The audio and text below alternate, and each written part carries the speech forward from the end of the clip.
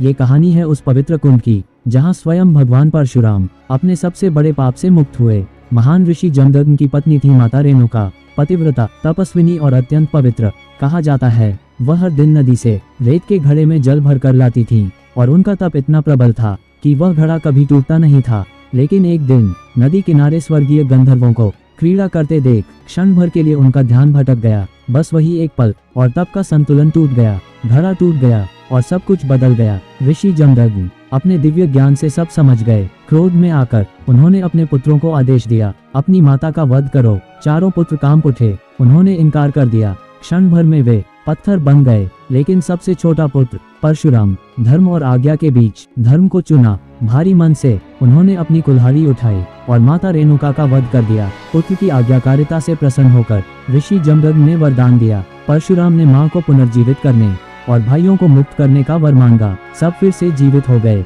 लेकिन पाप वह रह गया। मात्र हत्या का बोझ कुल्हाड़ी से चिपक गया। परशुराम ने असंख्य तीर्थों की यात्रा की, लेकिन कुल्हाड़ी हाथ से अलग ही नहीं हुई। अंततः वे पहुंचे पूर्वी हिमालय की लोहित नदी के तट पर। जैसे ही उन्होंने इस कुंड के जल को स्पर्श किया, चमत्कार हुआ। कुल्हाड़ी अपने आप हाथ से छूट गई। यही स्थान आज अरुणाचल प्रदेश का परशुराम कुंड कहलाता है।